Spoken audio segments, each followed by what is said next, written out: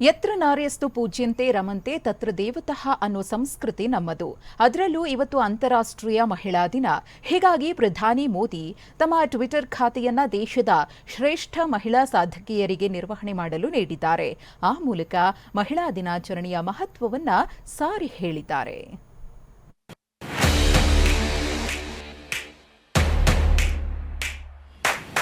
नारी नीति, निष्ठा, निर्णय शक्ति और नेतृत्व की प्रतिबिंब होती है। भारत महिलाओं की आवश्यकताओं, उनकी आकांक्षाओं को ध्यान में रखते हुए योजनाएं बना रहा है, निर्णय ले रहा है।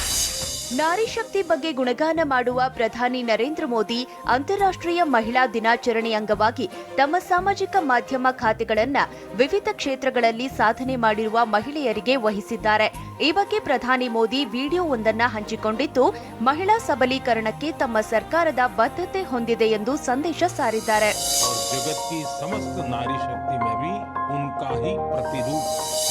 ಪ್ರಧಾನಿ ಮೋದಿ ಅವರ ಸಾಮಾಜಿಕ ಮಾಧ್ಯಮ ಖಾತೆಗಳನ್ನ ನಿರ್ವಹಿಸುವ ಮಹಿಳೆಯರಲ್ಲಿ ಒಬ್ಬರು ಚೆಸ್ ಗ್ರ್ಯಾಂಡ್ ಮಾಸ್ಟರ್ ವೈಶಾಲಿ ಆಗಿದ್ದಾರೆ. 2023ರ ಮಹಿಳಾ ಗ್ರ್ಯಾಂಡ್ ಸ್ವಿಸ್ ಟೂರ್ನಮೆಂಟ್ ಗೆದ್ದಿರುವ ವೈಶಾಲಿ ಚೆಸ್ ಪ್ರತಿಭೆ ಪ್ರಜ್ಞಾನಂದ ಅವರ ಸಹೋದರಿ ಆಗಿದ್ದಾರೆ. ಇನ್ನು ಪರಮಾಣು ವಿಜ್ಞಾನಿ ಎಲಿನಾ ಮಿಶ್ರಾ ಮತ್ತು ಬಾಹ್ಯಾಕಾಶ ವಿಜ್ಞಾನಿ ಶಿಲ್ಪಿ ಸೋನಿ ಸಹ ಪ್ರಧಾನಿಯವರ ಸಾಮಾಜಿಕ ಮಾಧ್ಯಮ ಖಾತೆಗಳನ್ನ ಇಂದು ನಿರ್ವಹಿಸುತ್ತಿದ್ದಾರೆ. ಇದು ತಮಗೆ ತುಂಬಾ ಸಂತೋಷ ತಂದಿದೆ ಎಂದಿದ್ದಾರೆ.